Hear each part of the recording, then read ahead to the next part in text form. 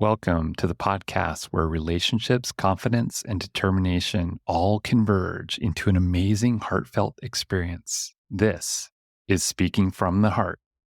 Welcome to episode number 20 of Speaking from the Heart. Today, I am really fortunate to be able to talk to Ross Stockdale. Ross is one of those small business owners, just like myself, that I really enjoyed having this conversation that was real and to the point. He has served business owners in the Lancaster-Lebanon, Pennsylvania area for the last 10 years. He has lived in this area of South Central PA for the last 30 overall. He helps small businesses with their B2B service companies, which help to increase their net profit without breaking the bank in 12 months or less, as what is called Fractional CMO, which we get into right at the start of the episode. He creates and executes winning marketing strategies to increase profit and also decrease time and headaches. He has 10 years of progressive marketing leadership experience, has a proven track record of growing companies' net profit, and has increased SEO effectiveness, SEO being search engine optimization for those who are not familiar with the term, for over 200 service businesses. Ross was one of those people that I really got into digging what the future would be.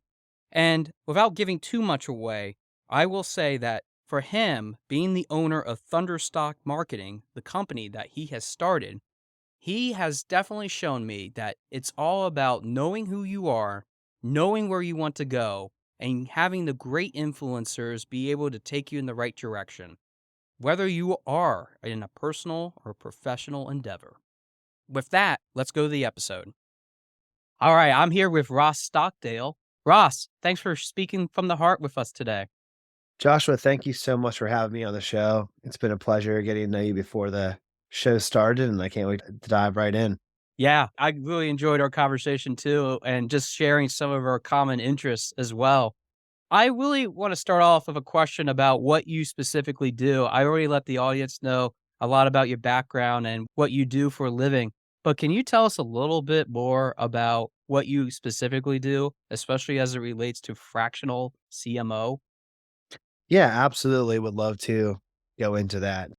I hit a juncture in my career last August when my first child was born, and I was a managing partner, a chief marketing officer, and founder of a private equity firm that grew from zero to 25 million assets under management within 3 years. And I was in the delivery room saying, "This is not it."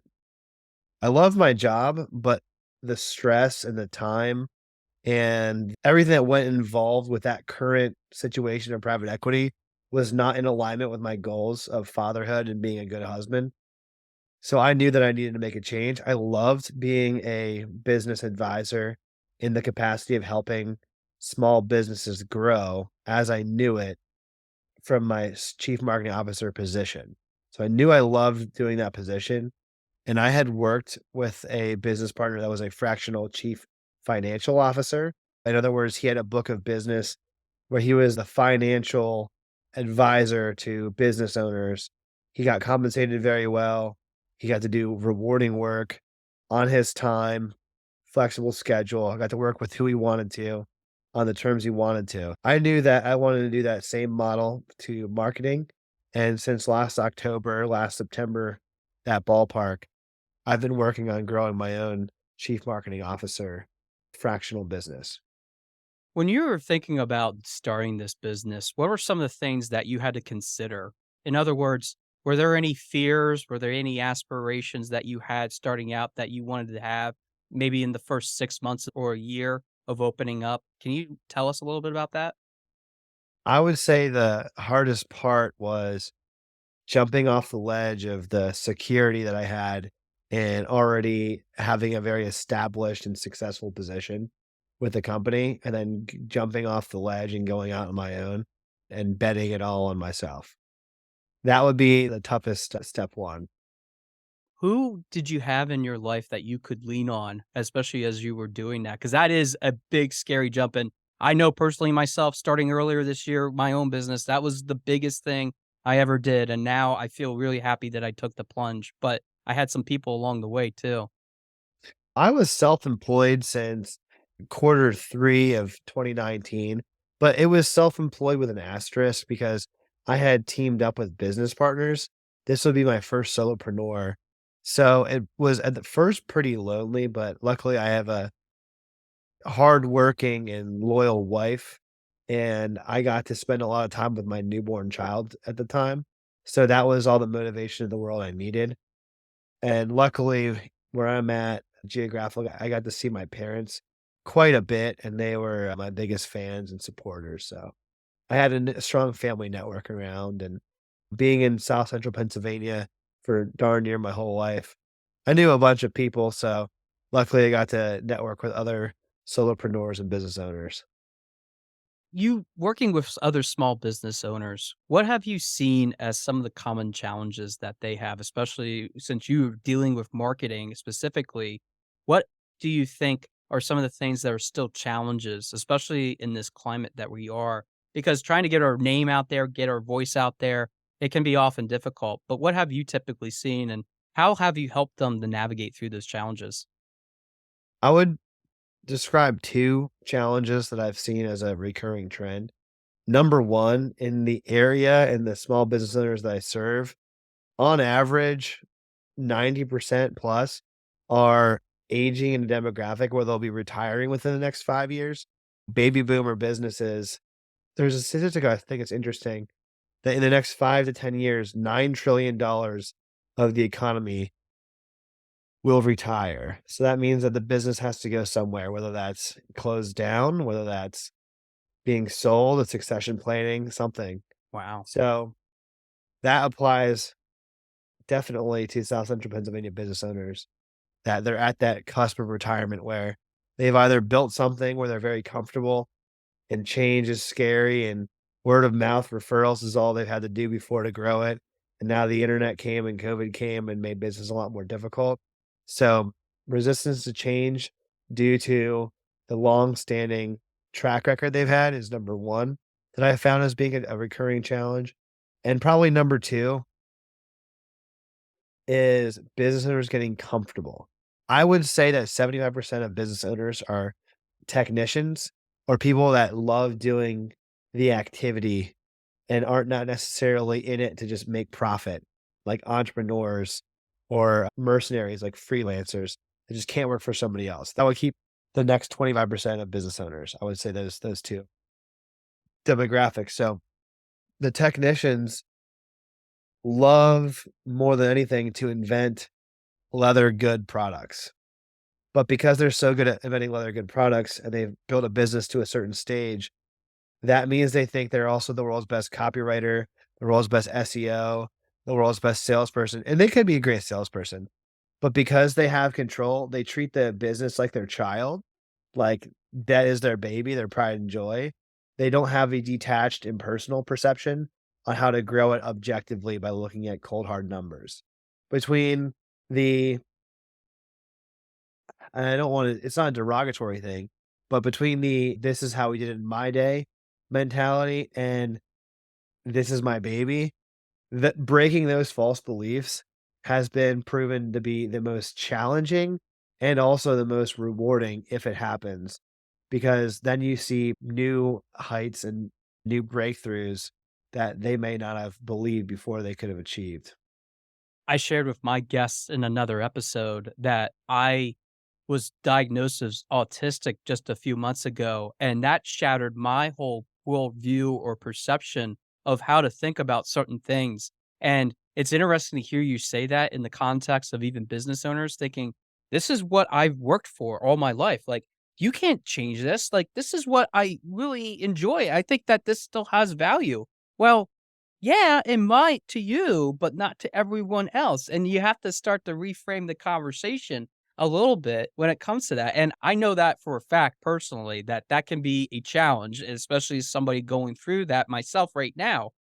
When you're working with even those business owners, how do you take that tactful approach? In other words, how do you deal with people that are really grown attached to them? Do you try to break it down for them, like you said, with the cold hard numbers, or do you try another approach? I've probably had to learn this lesson the hard way. And I have experience with hurting business owners' feelings, not because I am a mean person, but because I am just a objective, factually oriented person, and I thought that they looked at the business the same way that I did. So I had to learn that lesson the hard way, okay? So my stance now is using the frame of bracing. If I have to give someone slightly uncomfortable news, I want them to be like, for example, I'll say, "Joshua, I need you to just take a deep breath and sit down. I don't know if you're ready to hear this." "Okay, I'm fine. What do I need to hear?" "Well, I'm gonna be 5 minutes late for our podcast." Oh, no.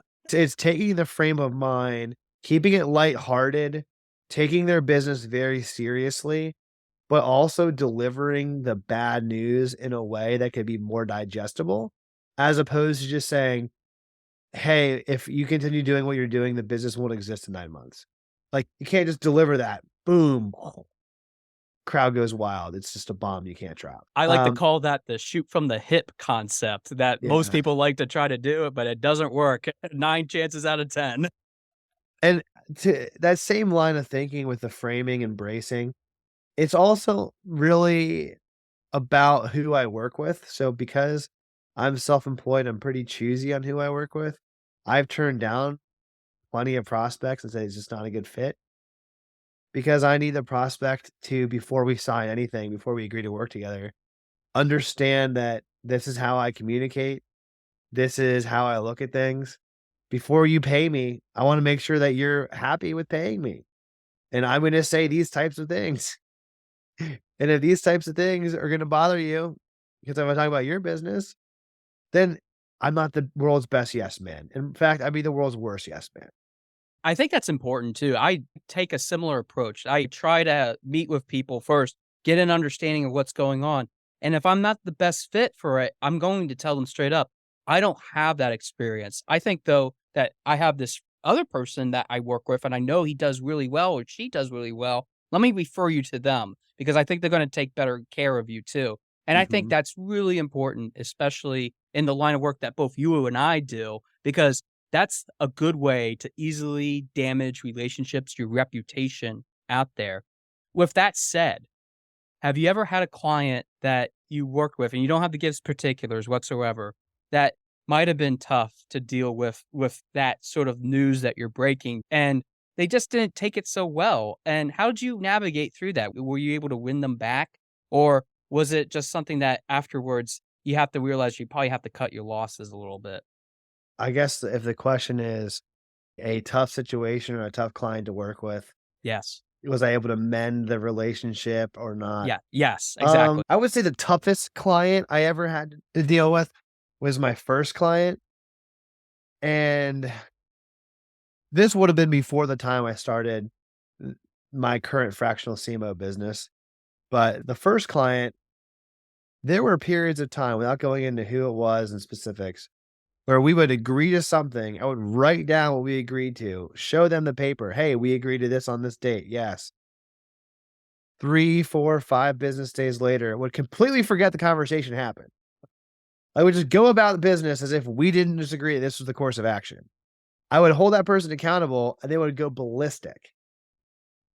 And it's just like, "Hey, either you're very forgetful and there's, like, a medical issue happening, or you're gaslighting me, and either way, I'm concerned and I'm worried about you in particular in this instance." There were times where it was just like, I have a grandmother that, well, she actually had passed last year, and she lived to be 91. So she had a very full life, great life. But for the last 7 years, she had a severe stroke and was battling with Wernicke's aphasia. There's another aphasia that, but basically what that means is it impairs memory recall with speech. So she has these intense feelings and thoughts, but she can't articulate them. So like I've had to deal with that was my life for like 7 years trying to deal with her. So seeing someone that doesn't quite grasp like what's exactly they can't like communicate and grasp as a client who owns a business with a high overhead and payroll, like I treated them like that person like an equal to me, like not as if there was anything wrong going on. and we butted heads really hard. And I just was like, either I walk away or you walk away. Mhm. Which one is it? Yeah. Because there's nothing productive is happening anymore because we can't identify apples to apples.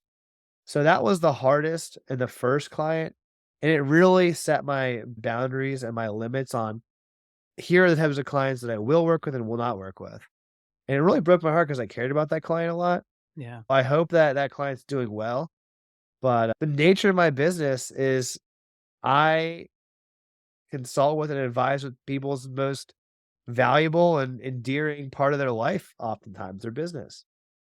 That's really something I want to get into now. Thanks for sharing all those thoughts, Ross, because I think it's really insightful to see and hear how you make those connections with people. And you definitely, just from what I have gathered, you are a very genuine person when it comes to creating those relationships with others.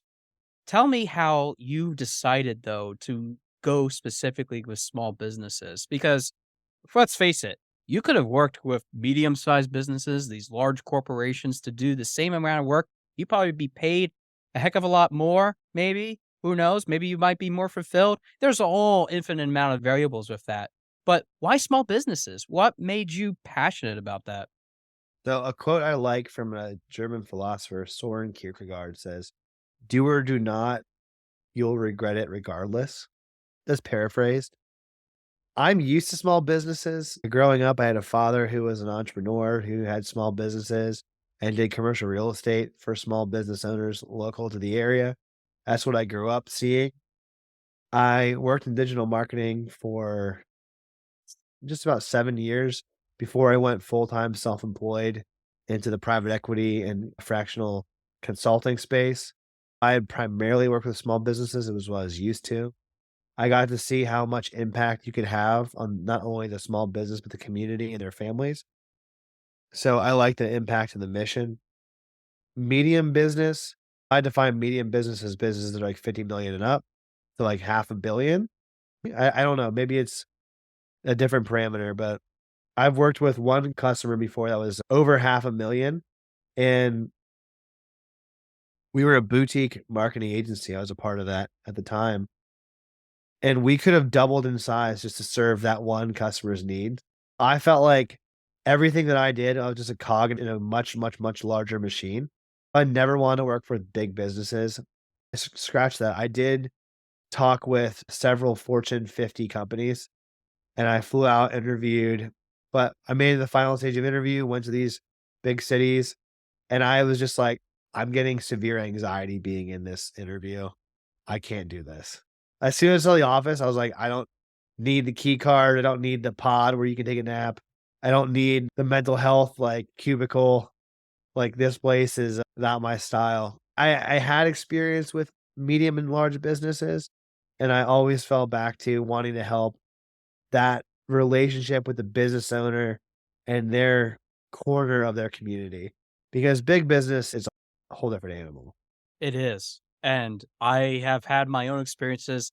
You don't know this about me, and my audience does, but I've been working with the Commonwealth of Pennsylvania in a variety of different ways for over 13 years as a full time profession. So I have seen and have interacted with some of those people that are also, I'm on the other side of that table. They're coming in, they're giving their final presentation. We're making a decision based on how that presentation goes. It can be very nerve wracking to be on that side. And I have the utmost respect now for those people looking back because of what I do as a result, which leads me into my question that I have for you, Ross, is what are the values that you stand on? In other words, what are the principles that help dictate that drive that you have on a daily basis to help small businesses? Are there two or three of them that you can think of that really help you to carry you from day to day?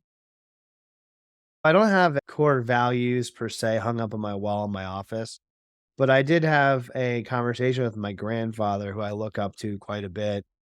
When I thought after my grandmother's one of her original strokes, I thought was going to take her. She was a goner.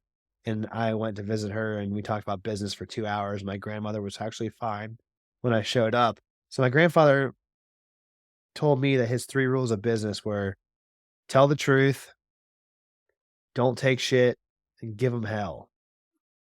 I love And that. and he was a farmer from Iowa growing up. long story short, was in the US Navy and Air Force for 27 years, ended up getting his MBA and had like 500 employees by the time he was 37. He lived the American dream, and he's very blue collar, small town, core like values. So I can remember those. You could say it different ways, like honesty and integrity and do your best. And I don't know how else you say don't take shit, but Don't take it at don't all. Yeah, don't put up with anything that would be below acceptable. yeah. Those I would fall back on as being core values that I adhere to. And it doesn't make you friends with everybody, but if you're friends with everybody, you're not really friends with anybody. I think your grandfather and my father, who's still alive, would probably get along because those are the sort of things that they would talk about. I just Yeah. I kind of had a flashback for an instant of my dad saying those sort of things. It had a lot more curse words, but I'll save them for later afterwards when we hit the stop button. But Ross, the way that you have seen even the times in which your grandfather has gone through and started his own business venture, and you are doing this business venture, which for those, again, reminding them that you do thunder stock marketing.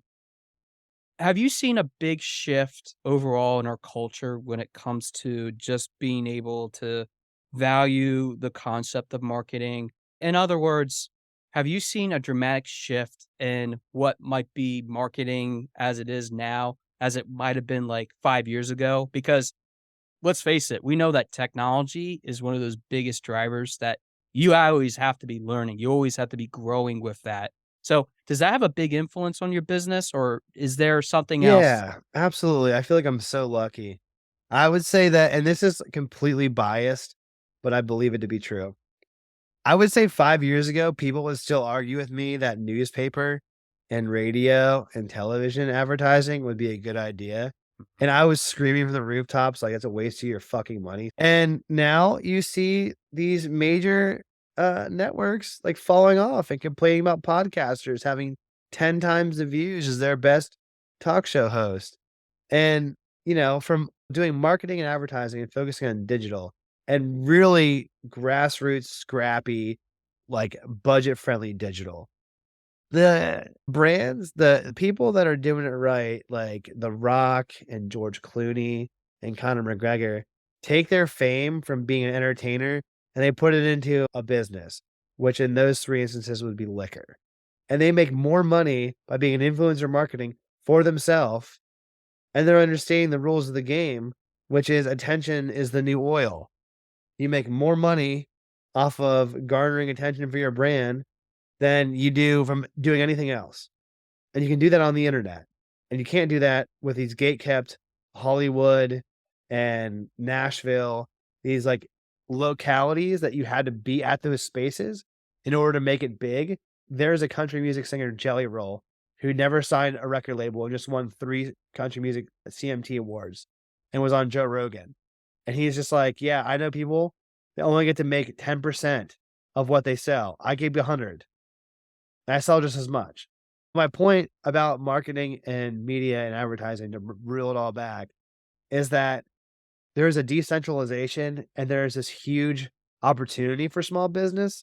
You don't have to get crushed by big business. It took COVID passing these regulations and laws to crush small business for everyone to realize in small business they need to be on the internet. Like they were just holding out until like the meteorite almost hit them.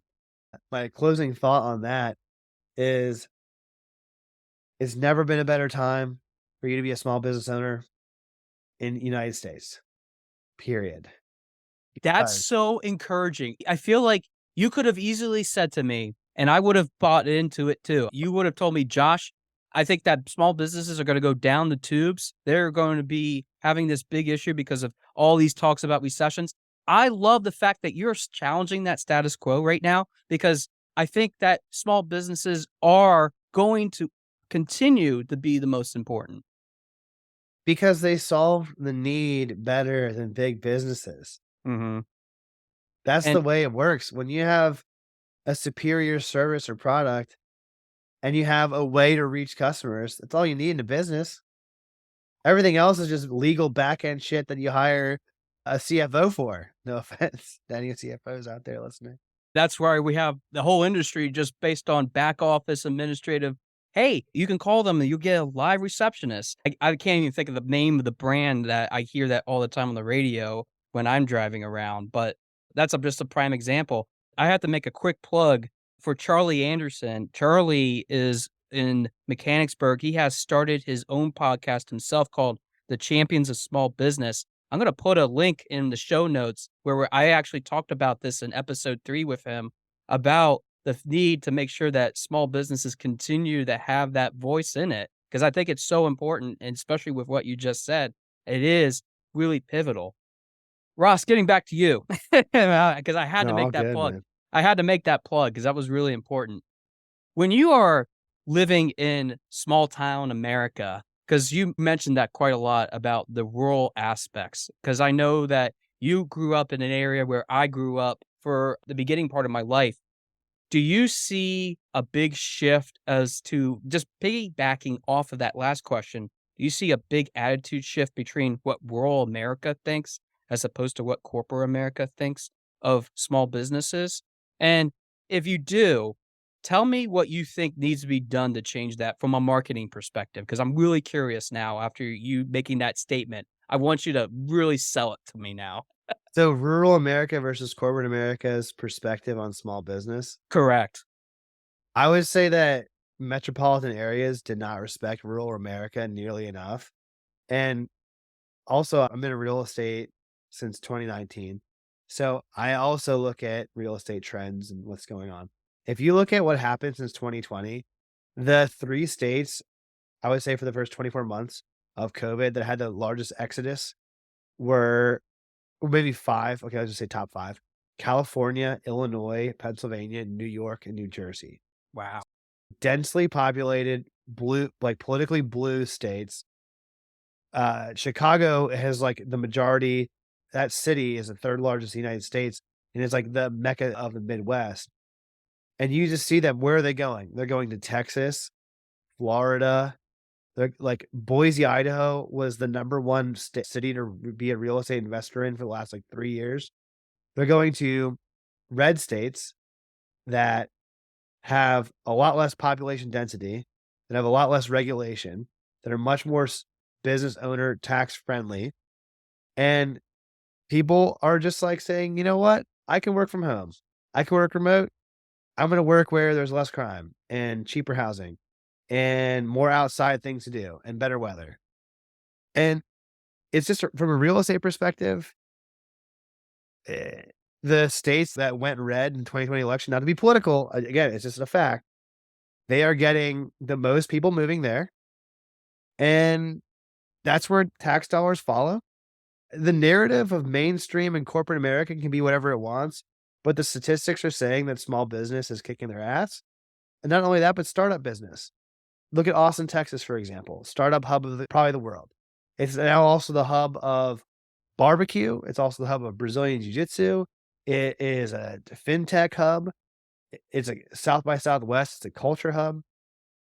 That's just a bunch of people that are like, you know what? We love freedom. We love the free market. And we're not going to put up with shit and just figure it out on our own. I think you can't kill the American spirit. You can't kill the American dream. You can try. But once you have a taste of freedom, you don't really go back. And that's why every other country in the world looks at us as thought leaders. Everyone's like, oh no, China doesn't take over. Yeah, okay. What's the migration pattern from an international standpoint? Are people moving to China to raise their families? Are they moving from China to here? Like, what's happening? I don't know. I'm not saying one's good or bad. I'm just asking you what's happening. Exactly. So I think that follows that. Hopefully that answers your question. It does. You answered it and so much more. Ross, we're getting closer to the end of our time, but I have one final question before I give you a few minutes to pitch Thunderstock Marketing and anything else you'd like to pitch. What would you say to somebody that is on the fence still after hearing this awesome conversation, which I mean it, this has been an awesome conversation to have with you. What would you say to somebody that's still on the fence of, man, I have this small business idea. I just don't think it has any worth. And I know it needs a lot of marketing behind it. What would you say to somebody to give them advice to finally push them off the cliff and make them do it? Do you have anything that you want to share? The definition that I think of when I think of someone that is smart or someone that is successful is someone who has done things. You can plan and you can think about doing and you can dream all you want. But if you don't take action, that's just not real. There's a probably a quote from I want to say William Blake that says true desire cannot be restrained. If you really wanted to do it, you would do it. It sounds like you want to talk about doing it because you get some dopamine hits from talking about your idea. And as far as like a business, you just need to sell a thing to a customer and now you're in business. Just find a customer. And then to continue your business, you find more customers or you serve that customer more and more and more. That's how you grow a business. Like it's not that hard, but it's not that complicated, but it is hard because it requires work. And that work is not just like intense effort one day. It's consistent applied effort over time. There's nothing to it. I mean, it took me, shoot, probably 21 months to be, from starting a holding company, private equity firm before we actually had one business that we owned. We had $0 valuation for 21 months.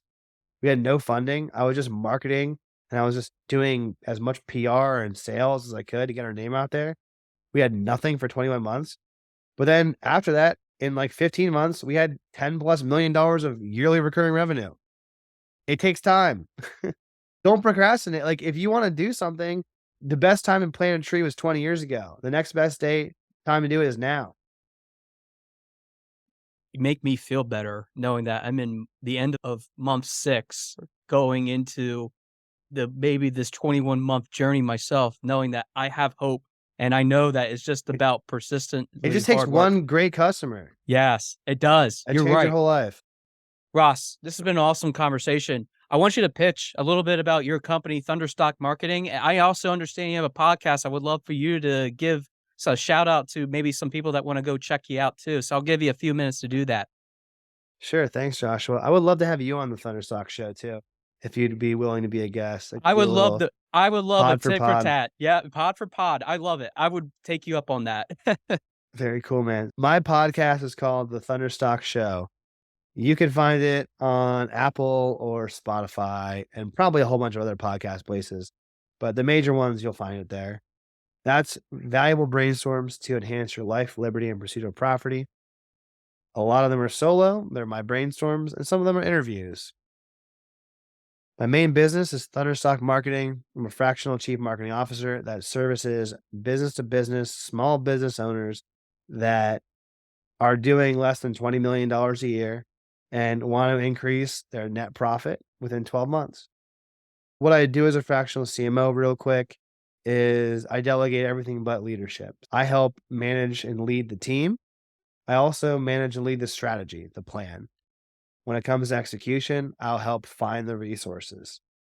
I will take someone's business goals from the top line perspective of growth, and I'll help them become a reality within 90 days of a sprint plan. I'm also a licensed real estate sales agent with Iron Valley Real Estate out of Lebanon. And what I'm currently working on there is I'm helping friends, clients of mine that have had the dream of being small business owners to buy cash flowing existing businesses. These businesses through Iron Valley and real estate, oftentimes like laundromats or storage units or restaurants, the business is the physical location. So a life hack for a business owner is to own the real estate also. I use my real estate license in that sense. I'm a seasoned private equity mergers and acquisition professional. I also love helping business owners to buy or sell businesses. And I can help you to increase the value of your business if you want to sell. And I can help you find good deals if you want to buy. Ross, if we want to get in contact with you, can you share us a quick couple things that they could reach out with you with? Absolutely. You can find me on social media. My handle on LinkedIn is J. Ross Stockdale. My website is www.thunderstockmarketing.com. You can email me at j.ross.stockdale@gmail.com. And if you search for me on social media, the nice thing is the same headshot will apply and it will be me. So you should be able to find me. Branding at its best, having it so it's consistent across. That is all awesome. I'm going to put all of that plus a link to your podcast into the show notes. Ross, this has been an awesome conversation. Thanks for speaking your heart with us today. Thanks for having me. I want to thank Ross again from Thunderstock Marketing for being able to be on the show with me and really feature his business. And I really encourage all of you to go check out his website. If you are looking to get some help and getting some assistance with a small business that you have, especially when it comes to the variety of services he spoke about here, I definitely encourage you to do that. I love Ross's attitude during this interview in that it was very lighthearted, and then we got into, well, why? Why is this happening? And we were joking around even before and after with this, getting to understand each other a little bit more. And I think that it's really important that we do find ways in which we encourage each other to create not only those values, not only for our small business, but also for the things that we do personally in our lives, because they all are interconnected. And I think Ross was able to talk about that quite well with all of us because we are getting older. We have to be ready for this, as he was mentioning early on during the interview, that sometimes even age catches up to you about the things that you used to be able to do, but now you are doing it for yourself. I've had that experience myself, talking about the many things that are happening in my own life, especially with family, with friends. Those are the things that at one point I was being mentored, but now I'm the one that's mentoring them because of the things that are going on personally in our own lives. I really think that it's important also for us to consider the fact that if we tell the truth, we don't take shit, and we give them hell, especially from what Ross's grandfather would say. I think that will help us all to get to one point or another from time to time. And I know that for many of us, those were old style thinking of ways in which we were able to work through problems back then. And those are the things that we shouldn't do today. Well, I want to challenge you on that for a little bit, because I think it's really important for us to understand that we can adapt those same values in a wide variety of different, more culturally appropriate, even more societal appropriate ways of today. There are many techniques to do that. Coaching that I do works on those variety of ways without sacrificing the main principal message, because let's face it, sometimes we do have to get our point across because someone is simply not listening to what we're saying. And sometimes that hard truth has to come out. Ross talked about that, especially with working with some clients in which he had to break it down for them and make them understand the true importance of what he was trying to say to them. I have to do that from time to time myself with my own clients, pointing out some of the things that are really holding them back and making them start to process that. And it's not it's not a clean exercise. As a matter of fact, it's the hardest, most messiest thing you could possibly do. But you need to give universal respect. You need to be able to understand that there is a right way to do it, and then there is a wrong way. There is a way in which we can be insensitive to some of the people that we are trying to help. And that is not helping you in your business. And if you are doing that, please reach out to me. We can talk about that. We can talk about ways in which you can reframe that conversation. You can help yourself to work on that plan by dealing with it in a different way, with a different approach. And it's totally all right to do that.